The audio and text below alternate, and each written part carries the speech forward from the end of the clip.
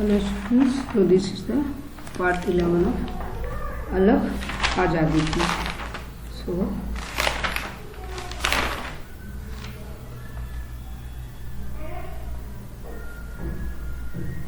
page number 61.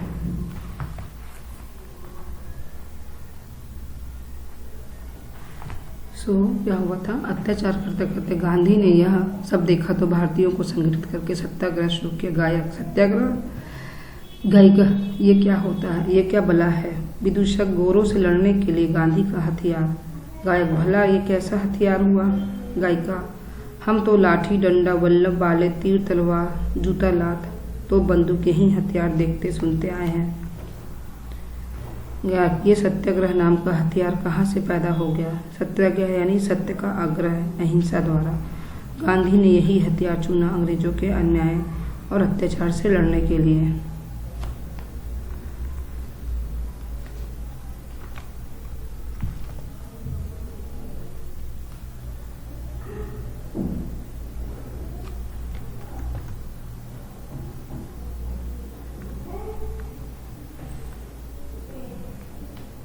गायिका, मुझे तो कुछ खाक समझ में नहीं आया. गायक, तेरी समझ में कुछ आएगा भी नहीं. हाँ तू. विदूषक, भाई फिर क्या हुआ. विदूषक, तो भैया गांधी जी ने शुरू किया सत्याग्रह. अब गोरों ने लाठी डंडा गोली सब चलाई पर कोई टसमस नहीं हुआ. आगे की पंक्ति के लोग घायल हो जाते हैं तो स्वयंसेवक उन्हें उठा ले जाते हैं. नए लोग सीना तान कर फिर सामने आ जाते हैं. वे सिलसिला चलता रहता है. कई जगह कई दिन किसी ने उफ तक नहीं की.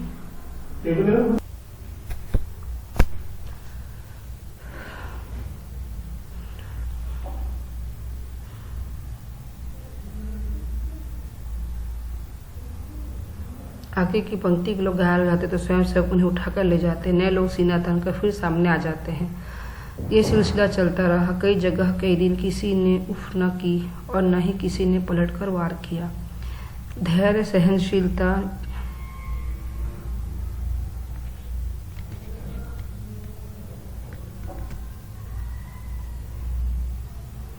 इसके अनोखे हथियार से अंग्रेज घबरा गए.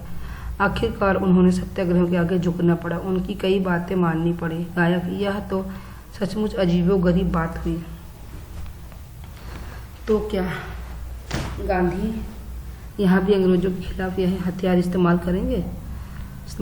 गायक, अंग्रेजों के अत्याचार यहाँ कोई कम है. विदूषक, अब देखो क्या होता है. गांधी तो विलक्षण आदमी है. गायिका, अरे देखो जहाज नजदीक आ गया. गायक, कितनी भीड़ लगी उसे देखने के लिए. कई बड़े नेता भी हैं.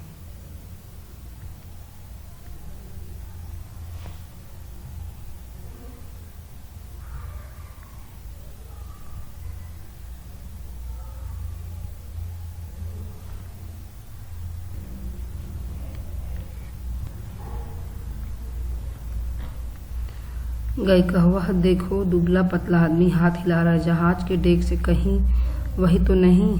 गांधी, बिल्कुल वही. पृष्ठभूमि में welcome Gandhi, welcome Gandhi, welcome Gandhi, Gandhi जिंदाबाद, गांधी जिंदाबाद ये के नारे उभरते हैं. इसके साथ ही मंच पर प्रकाश मध्यम होता है और साइक पर सिल्लोहट में दक्षिण भारत के से लौटे गायक गांधी उनके स्वागत में एकत्र भीड़ नारे लगाती हुई जुलूस की शक्ल में आती दिखाई देती. क्रमशः मंच पर अंधकार. अखबार बेचने दो हॉकर हाक लगाते मंच के विभिन्न दिशाओं में चक्कर निकालकर अखबार लहराते हुए प्रेक्षागृह में दर्शकों के बीच झूमते हैं. हॉकर 1, आज की ताज़ा खबर. हॉकर 2, आज की ताज़ा खबर. हॉकर 1, बिहार के किसानों पर नीले साहबों का अत्याचार. हॉकर 2, गांधी का सत्याग्रह. हॉकर 1, गांधी का सत्याग्रह. 2, हॉकर 2, नीले साहबों ने घुटने टेके. हॉकर 1, किसानों की ओर को राहत. हॉकर, आज की ताज़ा खबर. आज की ताज़ा खबर. प्रथम विश्व युद्ध शुरू. जर्मनी. हॉकर 2, जर्मनी का पलड़ा भारी. हॉकर 1, युद्ध के खर्चों के लिए नए टैक्स. हॉकर 2, लड़ाई में भारतीय फौजें भी जाएंगी. हॉकर 1, रंगरूटों का भी भर्ती शुरू. हॉकर 2, युद्ध के बाद भारतीयों को अधिकार मिलेंगे. हाकरवन गांधी ने कहा अंग्रेजों की मदद करनी चाहिए। हाकर टू क्रांतिकारी अंग्रेजों को मदद के खिलाफ। हाकर 1 भारतीय सिपाही बहादुरी से लड़े। हाकर 2 जर्मनी फौजें पीछे हटी। हाकर 1 अंग्रेजों की नीयत में खोट। हाकर 2 रॉलट एक्ट लागू। हाकर 1 जनता में आक्रोश। हाकर 2 गांधी के नेतृत्व में सत्याग्रह आंदोलन शुरू। हाकर 1 काले कानून का विरोध। हाकर 2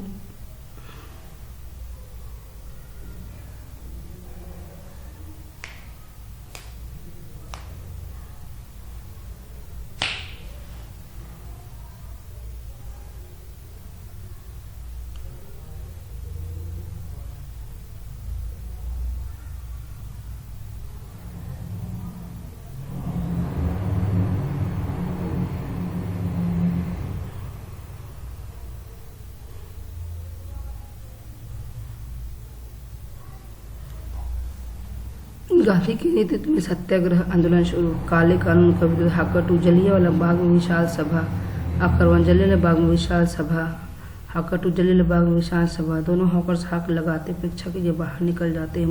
मंच अंधकार में डूब जाता है।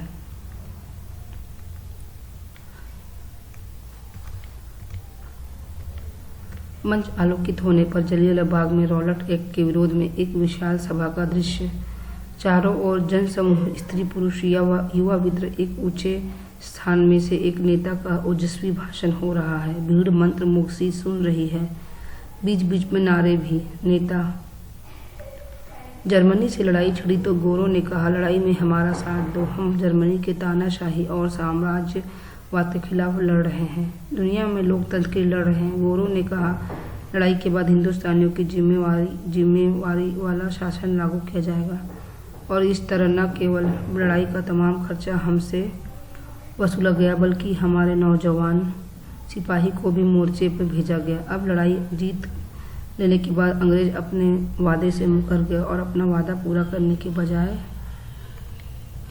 उन्होंने हम पर कानून लाद दिया, रॉलट एक्ट लागू कर दिया, जिसका मतलब है किसी भी मामले में बिना अदालत के पेश के नज़रबंदी, जेल। रॉलट एक्ट क्या है? बिना उसके जेल। फिर काला कानून मुर्दाबाद। काला कानून मुर्दाबाद। ये गोरे, ये फिरंगी, ये अंग्रेज अब जिसे कहेंगे जेल भेज देंगे। हमें न्याय की गुहार करने का मौका भी नहीं मिलेगा। हम ऐसे काले कानून का विरोध करते हैं। भीड़ नारे लगाते काले कानून रद्द करो, काले कानून रद्द करो, रॉलट एक्ट खत्म करो, रॉलट एक्ट खत्म करो। एक संकरे रास्ते से हथियारबंद गोरखे और वसूल सिपाहियों ने दस्ते मार्च करते सभी सभा स्थल पर आते हैं और भीड़ में थोड़ी बेचैनी सी हलचल मच जाती है। भीड़ के लोग आगे आगे, भीड़ के लोग 2, हथियारबंद सिपाही आगे। भीड़ के लोग 3, बलूच और गोरखे दोनों ही हैं। नेता: आप लोग शांतिपूर्वक बैठे रहिए।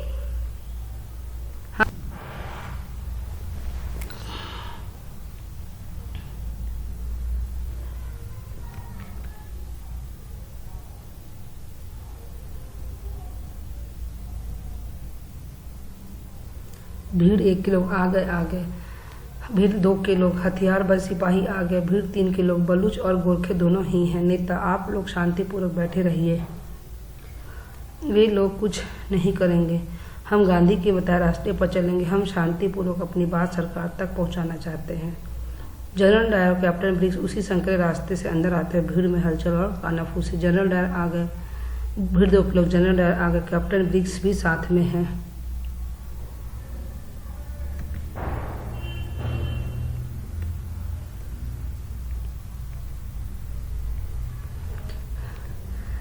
फौज उनके अफसरों का यहाँ आने का मतलब, हाँ, यहाँ कोई दंगा फसाद तो नहीं हो रहा है।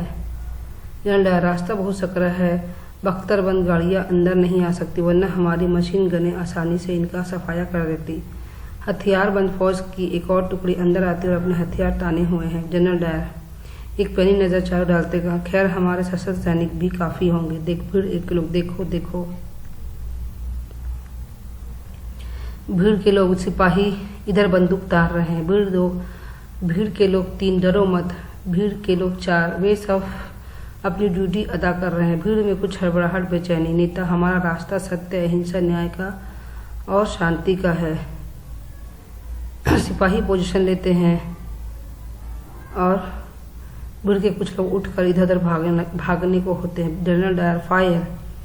बंदूकें आग उगलने लगती। बदहवासी में जान बचाने के लिए इधर उधर भागते लोग छटपटाकर गिरने लगते हैं। चीख पुकार और गोली के धमाके से पूरा माहौल दहशत जदा हो जाता है। देखते ही देखते लाशों की ढेर लग जाती है। अनेक लोग जान बचाने के लिए एक और कुएं में कूद जाते हैं। मंच रक्त रंजित हो चुका है। जनरल डायर, ब्रिटिश गवर्नमेंट के खिलाफ आवाज उठाने की यही सजा है बास्टर्ड। लाशों के ढेर पर हिकारत की नजर डालते हुए जनरल डायर बाहर निकल आता है और उसके पीछे कैप्टन ब्रिग्स और फौज की टुकड़ियां भी जाती हैं।